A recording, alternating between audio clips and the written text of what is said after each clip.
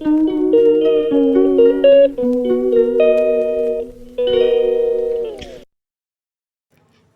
වගේම ඔයාලා හැමෝටම ලස්සන දවසක් වේවා. ඉතින් ඒ වගේම සුබම සුබ අලුත් අවුරුද්දක් වේවා කියලත් ප්‍රාර්ථනා කරනවා. ඉතින් අද නම් අප්‍රේල් 20 අවුරුදු සතියෙම අපේ ගෙදර ඉඳලා තමා අපි අද නෙවෙයි 19 රෑ වෙලා තමා අපි ආවේ. ඉතින් මම සුද්ධ කරලා ගියාට මට ආයෙ ඇවිල්ලා ඊට වඩා සුද්ධ කරන්න වුණා. කටහඬින්ම තේරෙනවා ඇති හොඳටම හෙම්බිස්සාව. ඒ තරම් ඩස්ට් එක මොකද සතියක් වහලා තිබ්බනේ.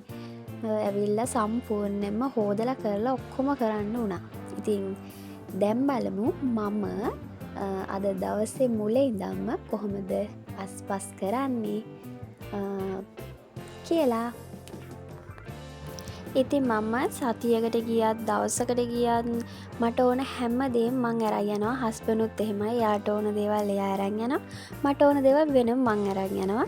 ඉතින් මම අපේ ගෙදර ගියත් නැත්නම් වෙන නෑදෑ ගමනක් ගියත් ට්‍රිප් එකක් ගියත් මට ඕන හැම දේම 60 කට්ටේ පවා ඉඳන් මම ලෑස්ති කරගෙන යන්නේ. මොකද මගෙන් කවුරු හරි ඉල්ලුවොත් ඒ දෙන්න මං ගාව ඒ දේවල් මං තියාගෙන තමයි යන්නේ. ඒ හින්දා අවුරුද්ද සතියෙත් මං හැම දේම අරගෙන තමා ගෙදර ගියේ. මේවා ඉතින් හැම දේම පාවිච්චි වුන්නේ නැහැ. හැබැයි මං හැම දේම අරගෙන ගියා. මාස් එකක් දාන්න කියලා අරන් ගියේ. ඒත් ඒකවත් දැමුන්නේ නැහැ. ඉතින් ගෙදර ගියාම ගෙදර කට්ටියත් එක්කනේ ඉන්නේ. එයාලත් එක්ක කතාව එක එක වැඩ. ඉතින් මේ දේවල් නම් කෙරෙනවා හරිම අඩුයි. ඉතින් අවුරුදු සතිය නම් බ්ලොග් එකක් ගේන්න බැරි වුණා. මොකද කෑමට එන්න කියලා ඔය නෑදෑ ගෙවල් වල ගියා. තව නෑදෑ ගෙවල් වල ගියා. ඉතින් ඒ හින්දා ඒවා වීඩියෝ කරගන්න එහෙම ලොකු මතකයක් තිබ්බේ නෑ. මේ කොහොඹ තෙල් එක නම් අපේ ලේම් බබාගේ. මං ඉතින් ඒකත් ඕකටම දාගෙන අරගෙන ආවේ.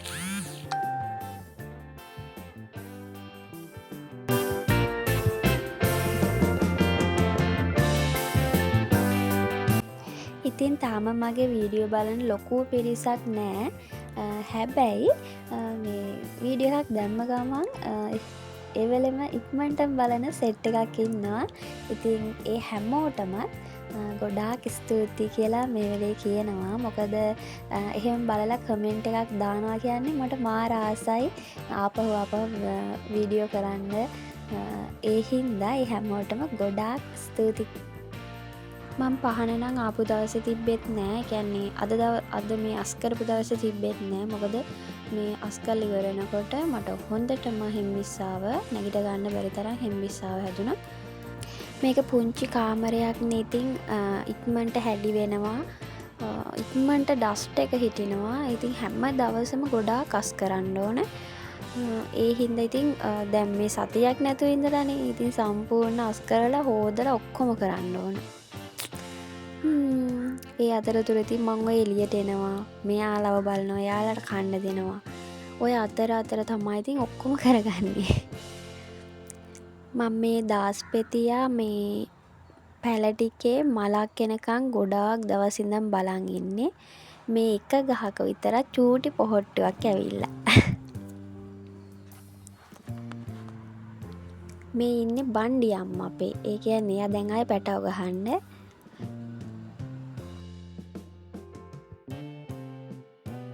එයාගේ බඩ අත ගන්නකොට එයා හොඳට මේ එක විදිහට ඉන්නවා. සනීප ඇති නේද?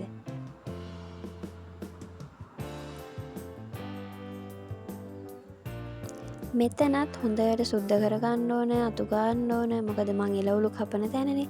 එළවලු කපන්න කියන්නේ එළවලු සුද්ධ කරන තැන. කපන්නේ නැහැ එතන.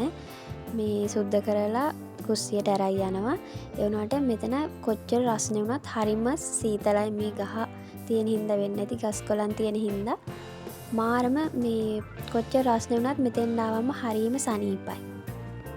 ඒ හින්දාම තමයි මං එළවලු සුද්ධ කරන්න මෙතනම තෝරගෙන තියෙන්නේ.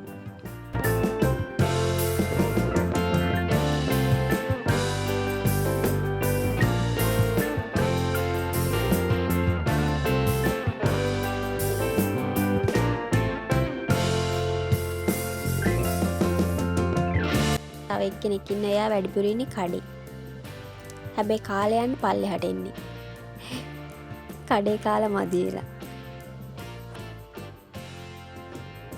අපේ හස්බන්ඩ් හොගාලා වැඩ. මොකද අදනේ සැලුන් එක ඇරියේ.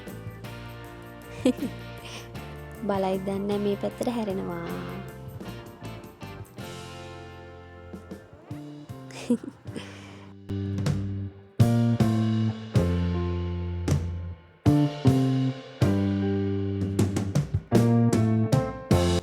දැන් මම රෝදන්න තියෙන රෙදි ටික බේසමට දාගත්තා. මගේ වචන පැටලෙනවා ගණන් ගන්න. හෙම්බිරිස්සාව නිසා දිව පැටලෙනවා වගේ.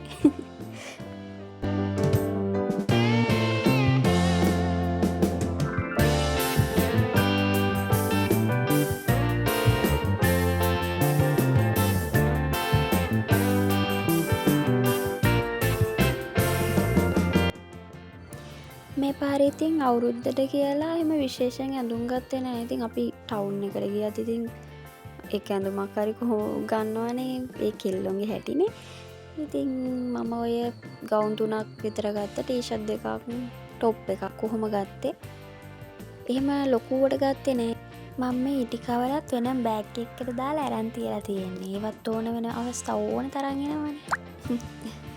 හරි දැන් මට තියෙන්නේ අස්කරලා අතු ගාලා හොදනවා හොදලා ඔක්කොම ඉවර කරන්න. ඉතින් මම ඒ ඔක්කොම ඉවර කරලා එන්න. ඔන්න පොඩ වැස්සක් පටන් ගත්තා. හැබැයි අර තිබ්බ රස්නේ කොහෙන් ගියද දන්නේ නැහැ. වැස්සට ආස මං වගේ තමයි මේ වෙලාවේ.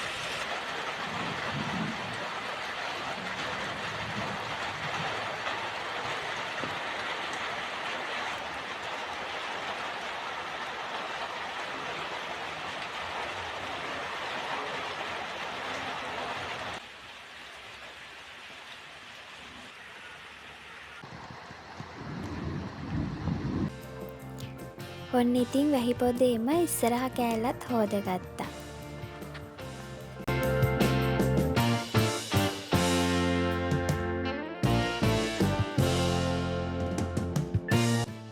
හම්මෝ හරිම සනීපයි අස් කරලා ඉවරනාට පස්සේ. හැබැයි අස් කරන ගමන් භාගයක් යනකොට කිබුහොන් යන්න ගත්තා හොගාලා.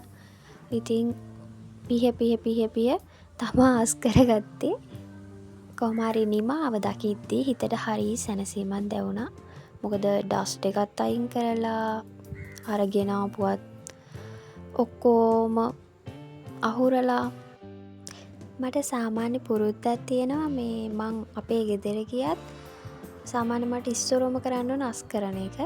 මට සාමාන්‍ය මට සෙට් වෙන විදිහට අස් කරන්න ඕන. ඉතින් මං ඉස්සරෝම කරන්න අපේ ගෙදර ගියත් අස් කරලා මනස සැහැල්ලුවෙන් ඉන්න පුළුවන් වෙන විදිහට පිරිසිදු කරගන්න එක තමයි මගේ මූලිකම දේ.